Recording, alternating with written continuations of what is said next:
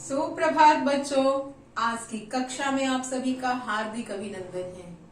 बच्चों, आप सभी ने वर्ण पढ़ा है। वर्ण क्या है? भाषा की सबसे छोटी इकाई को हम वर्ण कहते हैं। और वर्णों का जो समूह होता है, वर्णों का जो समूह होता है मिलकर सार्थक रूप में शब्द बनाता है। तो बच्चों, आज की कक्षा में हम सभी पढ़ेंगे शब्द परिचय। हमारी भाषा में हम अनेक प्रकार के शब्द बोलते हैं। कुछ देशज, कुछ विदेशज, कुछ संस्कृत के शब्द होते हैं, कुछ उसके रूपांतरित रूप होते हैं। ये जो शब्द है हमारी भाषा में, इन शब्दों का आज हम परिचय करेंगे कि ये जो शब्द है अर्थ के आधार पर उनके कितने भेद हैं, रचना के आधार पर उनके कितने भेद हैं, उत्पत्ति के आधार पर। उत्पत्ति का अर्थ है कि शब्द कहाँ से आया, कौन सा शब्द किस देश का है, किस भाषा का है, और एक शब्द से दूसरा शब्द कैसे बना। तो अब हम व्याकरण की कक्षा में शब्द परिचय को पढ़ने जा रहे हैं। बच्चों, सबसे पहले हम जानेंगे कि शब्द किसको कहते हैं। शब्द वर्णों के सार्थक मेल को शब्द कहते हैं। किसके मेल को? वर्णों के। तो यहां पर मैं उदाहरण लिख रही हूं। उदाहरण में देखिए, क जोड़ अ जोड़ म जोड़ अ जोड़ ल, और इसको जोड़कर बना है, इन वर्णों को जोड़कर बना कमल। वर्णों के सार्थक मेल को शब्द कहते हैं। शब्दकोश के शब्द स्वतंत्र होते हैं। बच्चों, इसका तात्पर्य है कि हिंदी की जो डिक्शनरी होती है, शब्दकोश मतलब डिक्शनरी, तो हिंदी की जो डिक्शनरी है या जो डिक्शनरी में आपको शब्द दिखते हैं वे स्वतंत्र होते हैं। स्वतंत्र मतलब उनका वाक्य में उन्हें प्रयुक्त नहीं किया गया है। जब शब्द किसी वाक्य में प्रयुक्त हो जाते हैं तब वे पद बन जाते हैं। बच्चों, यहां ध्यान दीजिएगा, पद और शब्द, इसके बीच में क्या अंतर है। शब्द किसको कहते हैं? वर्णों के सार्थक मेल को। सार्थक मेल का मतलब हुआ, जैसे कमल, मैं जब कमल कहूंगी तो आपको क्या ये दिखेगा? नहीं, आपको पुष्प दिखेगा, कमल का फूल दिखेगा। और जैसे ही मैं कलम कहूंगी तो आपको यह दिखेगा। तो जो शब्द होते हैं, जो जिन वर्णों को मिलाकर वो उन्हें बनाया जाता है, वह हमारे सम्मुख एक सार्थक ध्वनि प्रस्तुत करते हैं, जिसका कोई ना कोई एक अर्थ है। वर्णों को जो हम मिलाकर शब्द बनाते हैं, तो हम जो शब्द का निर्माण करें उसका एक निश्चित अर्थ निकलता है। जैसे कमल, फूल, कलम, पेन, इसे ही शब्द कहते हैं। लेकिन जब किसी शब्द को किसी वाक्य में प्रयुक्त करते हैं तब वह पद बन जाता है। किस प्रकार से? यहां पर कमल अभी शब्द है, यहां पर जो कमल है यह अभी शब्द है। अब देखिए कैसे यह पद बना। यह कमल का फूल है, यह कमल का फूल है। जब शब्द स्वतंत्र रहता है तो शब्द कहलाता है, और जब किसी वाक्य में प्रयुक्त बन जाता है तो यह पद बन जाता है। तो बच्चों, व्याकरण के अनुसार कमल क्या है? कमल संज्ञा पद है। अब ये शब्द नहीं है, अब ये पद है। यहां पर शब्द है, किसी वाक्य में नहीं है, लेकिन यहाँ पर यह पद बन गया। इसी चीज को समझना है आपको। और इस वाक्य में जितने शब्द आपको दिख रहे हैं, प्रत्येक को हम पद कहते हैं। ठीक है बच्चों, जैसे यह सर्वनाम पद है, यह संज्ञा, यह कारक, यह संज्ञा, यह क्रिया। तो इसी चीज को समझना है, मैं पुनः दोहरा देती हूँ। शब्द किसे कहते हैं? वर्णों के सार्थक मेल को शब्द कहते हैं। शब्दकोश के शब्द स्वतंत्र होते हैं। जब शब्द वाक्य में प्रयुक्त हो जाते हैं तब वे पद बन जाते हैं।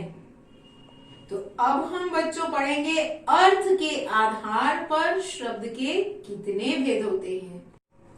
बच्चों, अर्थ के आधार पर शब्द के दो भेद हैं, सार्थक शब्द, निरर्थक शब्द। सार्थक शब्द और निरर्थक शब्द, जिनसे किसी अर्थ का ज्ञान होता है वे सार्थक शब्द कहलाते हैं। मैंने आपको कलम और कमल का उदाहरण दिया कि जिन शब्दों से किसी निश्चित अर्थ का ज्ञान होता है उसे हम सार्थक शब्द कहते हैं। और शब्द भी हम किसको कहते हैं? जो सार्थक अर्थ देते हैं। किंतु हमारी भाषा में, हमारी बोली में हम कुछ निरर्थक शब्दों का भी प्रयोग करते हैं, जिनको हम परंपरा से अपनाते गए हैं, बोलते गए हैं, उनका कोई निश्चित अर्थ नहीं होता है।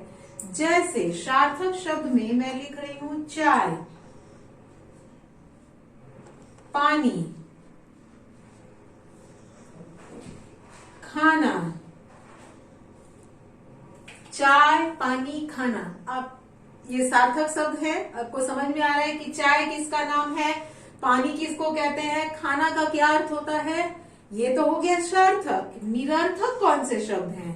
जिनसे किसी अर्थ का ज्ञान नहीं होता है वे निरर्थक शब्द कहलाते हैं। उदाहरण,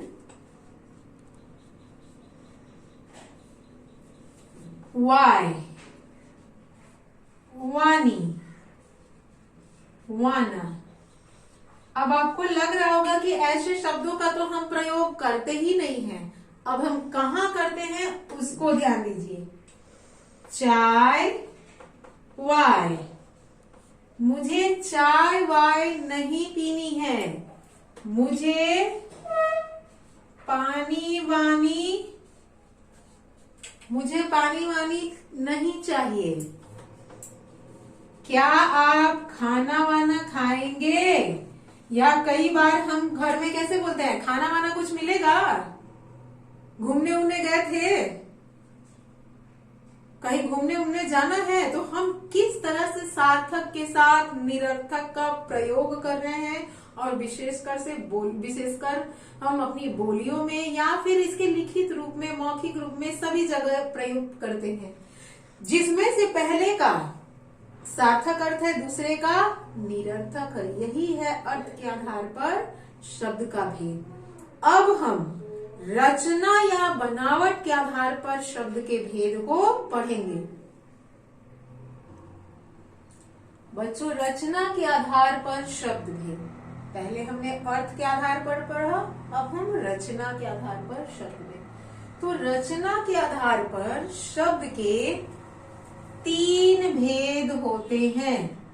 रचना के आधार पर शब्द के 3 भेद हैं। पहला है रूढ़, दूसरा है यौगिक और तीसरा है योग रूढ़। तो पहले हम देखें कि ये रूढ़ शब्द किनको बोलते हैं। जो शब्द किसी शब्द या शब्दांश के योग से नहीं बनते हैं। रूढ़ हम उन शब्दों को कहते हैं जो किसी शब्द या शब्दांश को जोड़कर नहीं बनते हैं और उनके खंड करने पर, खंड मतलब शब्दों को जब हम अलग करते हैं, 2 भागों में बांटते हैं, तो उसका कोई अर्थ नहीं निकलता है। वे शब्द रूढ़ शब्द कहलाते हैं। इन शब्दों को हम मूल शब्द भी कहते हैं। मैं पुनः दोहरा रही हूं, आपको और अच्छे से समझ में आ जाएगा कि जो शब्द किसी शब्द अथवा शब्दांश, शब्दांश क्या है? उपसर्ग प्रत्यय।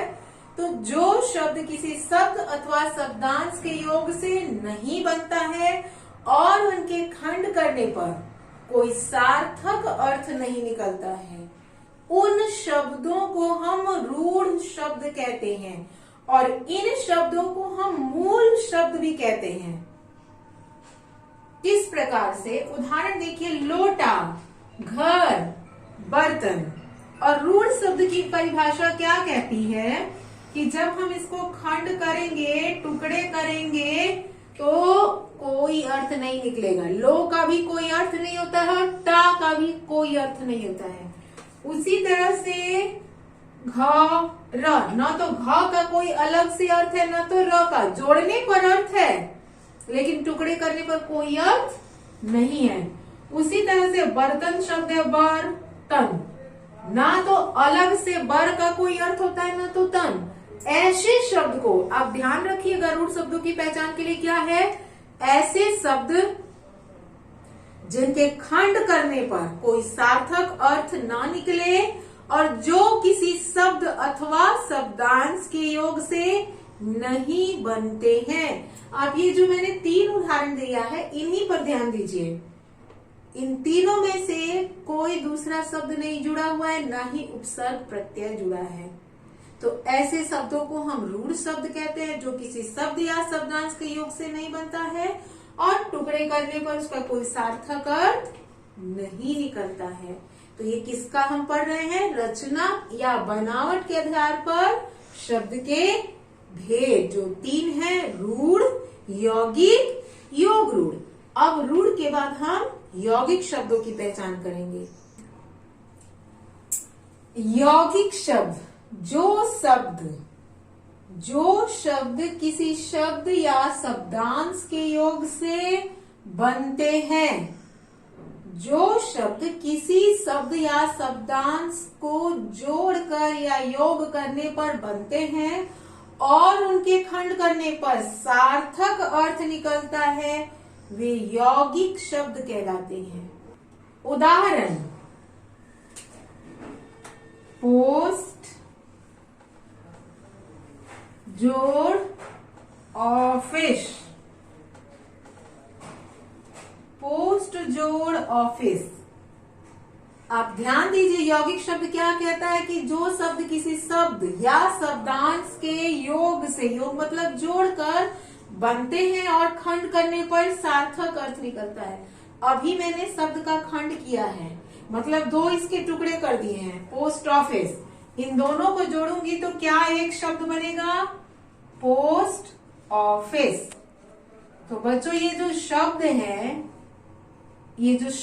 पोस्ट ऑफिस, एक ही शब्द है, लेकिन इस एक शब्द को 2 अलग अलग शब्दों को मिलाकर बना है और खंड करने पर इसका अलग अर्थ निकलता है और इसका भी। लेकिन रूढ़ शब्दों में खंड करने पर अर्थ नहीं निकलता है। अब मैं एक दूसरा उदाहरण दे रही हूं। भाग्य, जोड़, वान। शब्द जोड़, शब्दांश। यहां मैंने शब्द जोड़ के दिखाया और यहां पर शब्द जोड़, शब्दांश। भाग्यवान, इन दोनों को जोड़ने पर एक नया शब्द हमें मिला, भाग्यवान। ठीक है, ये शब्द है, ये शब्दांश है। और यहां ये ध्यान देंगे कि यौगिक शब्दों को जब हम जोड़ते हैं तो जोड़ने के बाद जो अर्थ निकल रहा है, जोड़ने से पहले वही अर्थ है, कोई परिवर्तन नहीं है। जब आप योग रूढ़ पढ़ेंगे तो आपको और अच्छे से समझ में आएगा कि क्या अंतर है।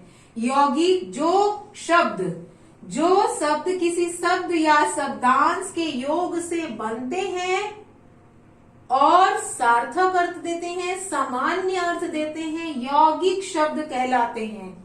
ठीक है, शब्द या शब्दांश के योग से बना, खंड करने पर उसका सार्थक अर्थ निकला, ऐसे शब्दों को हम यौगिक शब्द कहते हैं। समझ में आई बात? मैं एक बार पुनः दोहरा दे रही हूं। जो शब्द किसी शब्द या शब्दांश के योग से बनते हैं और खंड करने पर सार्थक अर्थ देते हैं। और एक बात इसमें ध्यान देने की जरूरत है कि खंड करने के पहले जो अर्थ दे रहा है, खंड करने के बाद भी वही अर्थ दे रहा है। जैसे पोस्ट मतलब किसी चीज को छोड़ना, ऑफिस कार्यालय। और पोस्ट ऑफिस का भी तो मतलब वही होता है, किसी ऐसा कार्यालय जहाँ पर चीजें, चिट्ठी पत्री जैसी चीजों को हम पोस्ट करते हैं, छोड़ते हैं। तो ऐसे शब्दों को हम यौगिक शब्द कहते हैं, जो जोड़ने से पहले अर्थ देता है, जोड़ने के बाद भी वही अर्थ देता है। अब हम देखेंगे योग रूढ़ कौन से शब्द हैं। बच्चों अब आप देखिए योग रूढ़, जो शब्द किसी शब्द या शब्दांश के योग से बनते हैं और उनके खंड करने पर सार्थक अर्थ निकलता है तथा जोड़ने के बाद वे विशिष्ट अर्थ देते हैं, वे शब्द योग रूढ़ कहलाते हैं। बच्चों जैसे आपने यौगिक में पढ़ा कि जिन शब्दों को जो शब्द किसी शब्द या शब्दांश के योग करने पर बनते हैं, खंड करने पर सार्थक अर्थ देता है, किंतु जब हम उनको जोड़ते हैं तो सामान्य अर्थ देते हैं। जो जोड़ने से पहले अर्थ देते हैं, जोड़ने के बाद भी वही अर्थ देते हैं। किंतु योग रूढ़ में जोड़ने से पहले जो अर्थ देते हैं, जोड़ने के बाद वो एक विशेष अर्थ में प्रयुक्त हो जाते हैं। ऐसे शब्द योग रूढ़ कहलाते हैं। अब आप इस उदाहरण को देखिए, जल जोड़ ज, 10 जोड़ आनन। बच्चों ध्यान दें इस उदाहरण को, जल जोड़ ज का मतलब होता है उत्पन्न होना, और यहाँ पर एक शब्द है, दूसरा शब्दांश है, यहाँ पर शब्द है, दूसरा भी शब्द है। तो ये तो ठीक है कि जो शब्द किसी शब्द या शब्दांश के योग से बने हुए हैं, यौगिक या योग रूढ़ कहलाते हैं। लेकिन ये योग रूढ़ कैसे हो गए? जल ज, जिसका जो जल में उत्पन्न हुए हों। तो कौन जल में उत्पन्न होता है? जितने जलीय जीव जंतु हैं, पौधे हैं। किंतु इसको जब हम जोड़ेंगे तो शब्द बनेगा जलज। और आप याद कीजिए कि जलज हम किसको कहते हैं? विशेष रूप से हम कमल को कहते हैं। तो यही है विशिष्ट अर्थ देना। यौगिक में कोई विशिष्ट अर्थ नहीं होता है, लेकिन योग रूढ़ में उस शब्द का विशेष अर्थ निकलता है। जैसे 10 आनंद, 10 आनंद का मतलब होता है 10 चेहरे वाला। तो विशेष अर्थ में क्या हो गया 10 आनंद में? दशानन कौन है भाई विशेष अर्थ में? दशानन केवल रावण। तो ऐसे शब्द जो विशेष अर्थ देते हैं, शब्द या शब्दांश के योग से बनते हैं, ऐसे शब्दों को हम योग रूढ़ शब्द कहते हैं। तो बच्चों आज की कक्षा में हमने क्या पढ़ा कि शब्द किसे कहते हैं? जो शब्द वर्णों के सार्थक मेल को हम शब्द कहते हैं। शब्दकोश के शब्द स्वतंत्र रूप से में प्रयुक्त होते हैं तब वे शब्द कहलाते हैं। किंतु शब्द जब किसी वाक्य में प्रयुक्त होते हैं तो वे क्या बन जाते हैं? पद। अर्थ के आधार पर शब्द के कितने भेद हैं? 2, सार्थक और निरर्थक। रचना के आधार पर शब्द के कितने भेद हुए? 3, रूढ़, यौगिक, योग रूढ़। रूढ़ कौन से शब्द हैं? जो किसी शब्द या शब्दांश के योग से नहीं बनते हैं, खंड करने पर कोई सार्थक अर्थ नहीं देते हैं। यौगिक जो शब्द किसी शब्द या शब्दांश के योग से बनते हैं, खंड करने पर सार्थक अर्थ किंतु सामान्य अर्थ देते हैं। योग रूढ़ जो शब्द किसी शब्द या शब्दांश के योग से बनते हैं और विशेष अर्थ देते हैं, ऐसे शब्दों को योग रूढ़ कहते हैं। तो बच्चों आज की कक्षा के लिए इतना ही। आप इन सभी को अपने उत्तर पुस्तिका में अवश्य लिखिएगा। धन्यवाद बच्चों।